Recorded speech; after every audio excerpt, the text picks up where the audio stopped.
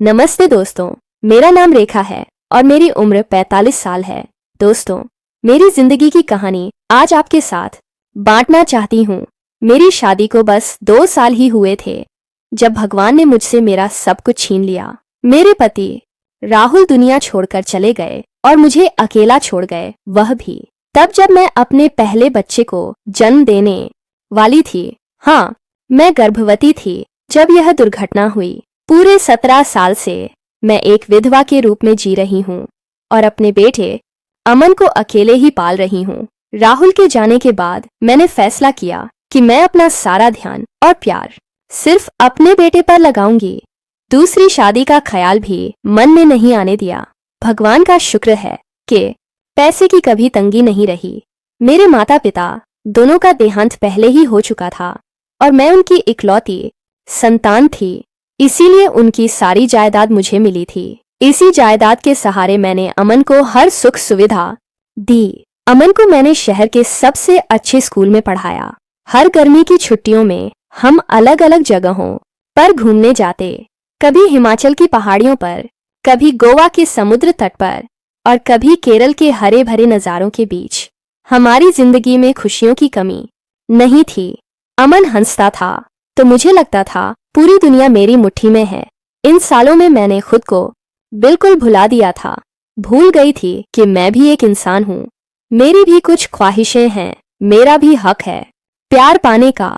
मेरा भी हक है कि मैं शादी करूं, क्योंकि मैं अभी जवान थी।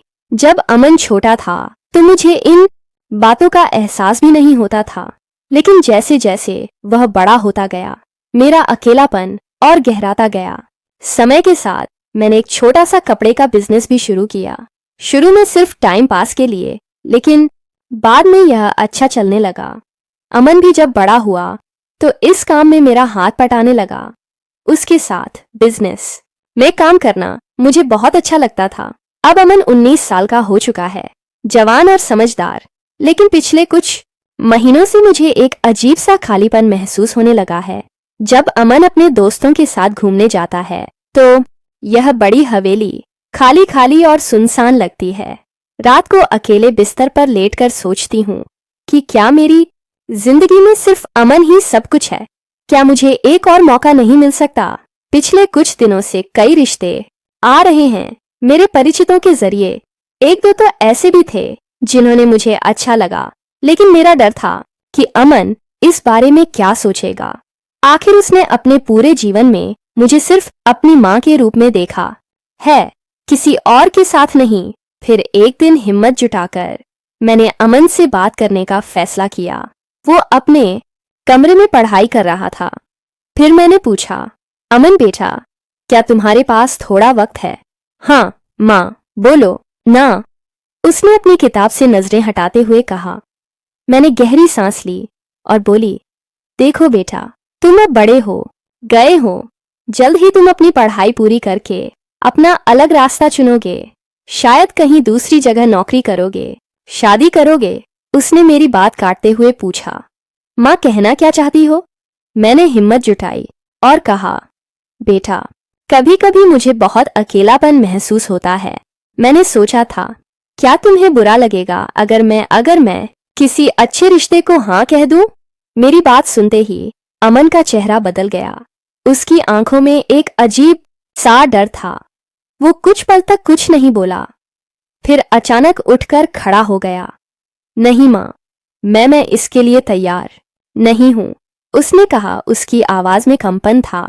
लेकिन अगर तुम चाहती हो तो तुम्हारी मर्जी, यह कहकर वह कमरे से बाहर चला गया।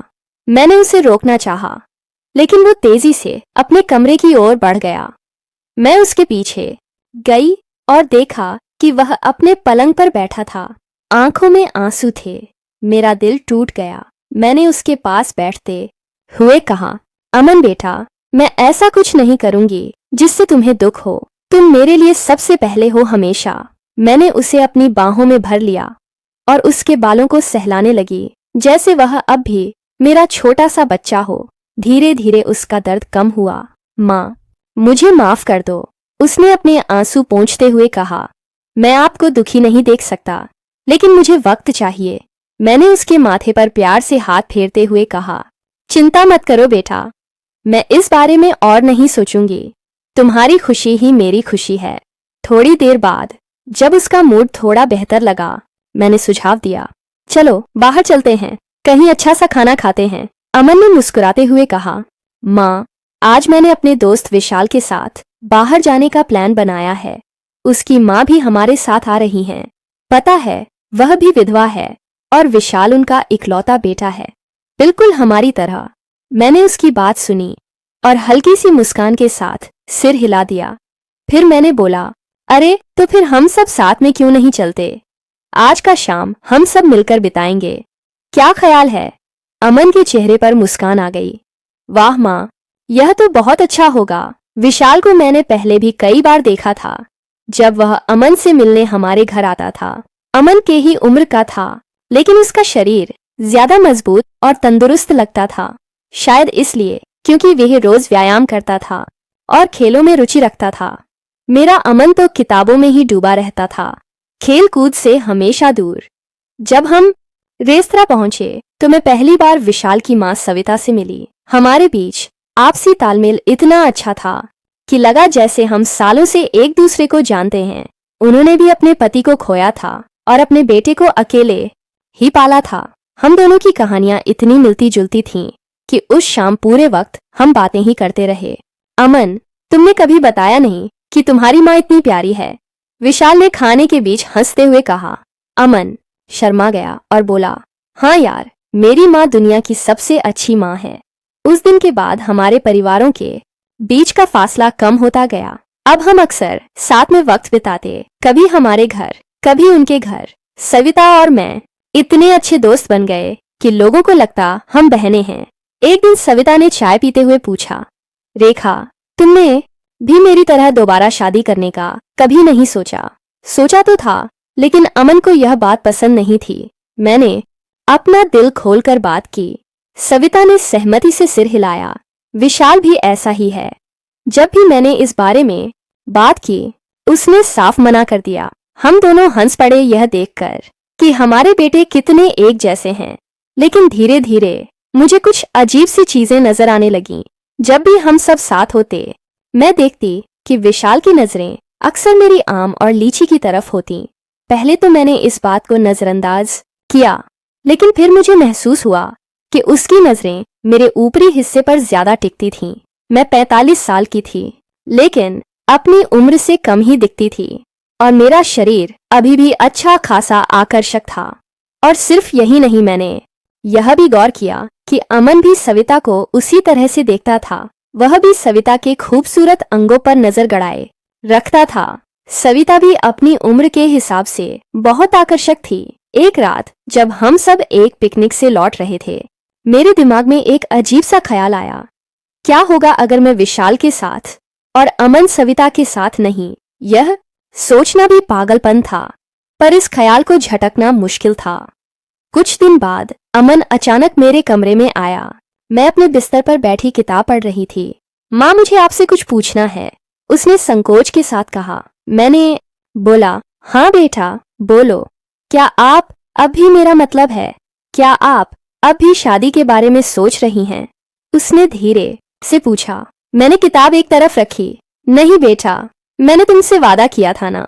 पर सच कहूं तो मैं एक जवान औरत हूं और अभी इतनी बूढ़ी भी नहीं हुई। एक दिन तुम भी शादी करोगे, अपनी पत्नी के साथ अपना घर बसाओगे और मैं फिर से अकेली रह जाऊंगी। अमन कुछ देर चुप रहा, फिर बोला, माँ, मुझे आपका अकेला रहना अच्छा नहीं लगता। फिर मुझे लगा कि अब सही वक्त है। हिम्मत जुटाकर मैंने पूछा, बेटा, कल रात जब हम सब साथ डिनर कर रहे थे, मैंने देखा तुम सविता आंटी को कुछ खास नजरों से देख रहे थे। उनके तुम्हारी नजरें। अमन अचानक हंसने लगा। उसके गाल शर्म से लाल हो गए। अरे माँ, वो तो बस ऐसे ही, सच कहूं तो सविता आंटी बहुत सुंदर हैं। मैं उन्हें देखकर सोच रहा था कि काश मैंने पूछा। काश, क्या मेरा दिल तेजी से धड़क रहा था? कुछ नहीं माँ, उसने शर्माते हुए कहा। फिर हम दोनों हंसने लगे और वह अजीब सा पल गुजर गया। फिर एक सप्ताह बीत गया। था जब अमन ने मुझसे बात करने की इच्छा जताई। उसकी आंखों में एक अजीब सा चमक था, जैसे कोई बड़ा राज छिपा हो। फिर अमन ने धीमे स्वर में कहा, माँ, आपसे कुछ महत्वपूर्ण बात करनी है। मुझे पूरा विश्वास है कि आप मना नहीं करेंगी, क्योंकि इससे हम सभी की जिंदगी में खुशियां आएंगी। मैंने उसके चेहरे को ध्यान से देखा और पूछा, बताओ बेटा, क्या बात है? क्या हम विशाल और उनकी माँ सविता जी के घर जाकर एक छोटी सी महफिल सजा सकते हैं?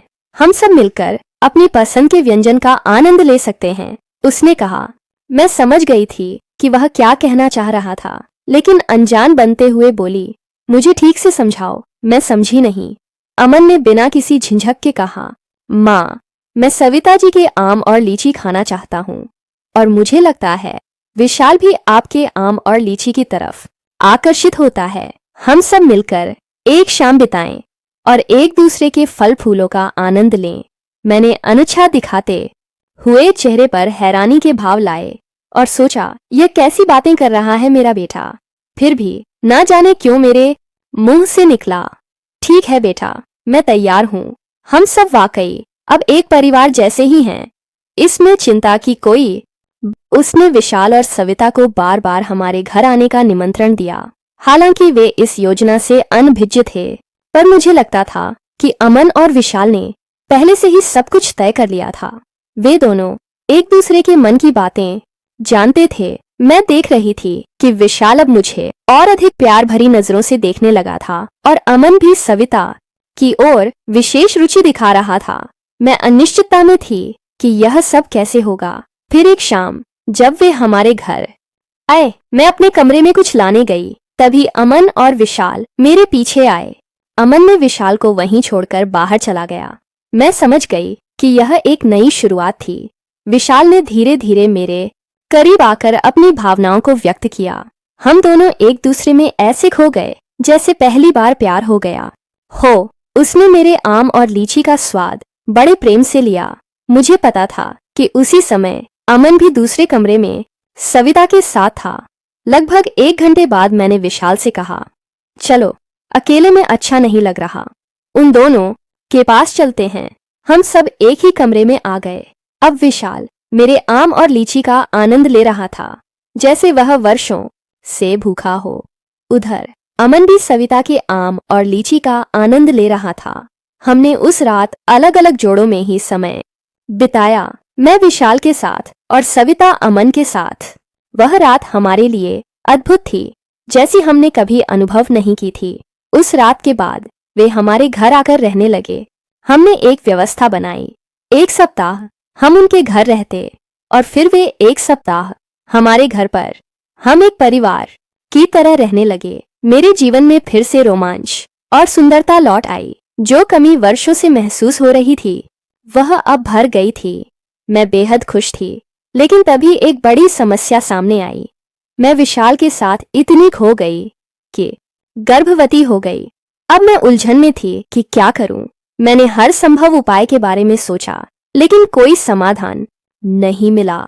मैं बहुत परेशान हूं, न सोच पा रही हूं, न कुछ कर पा रही हूं।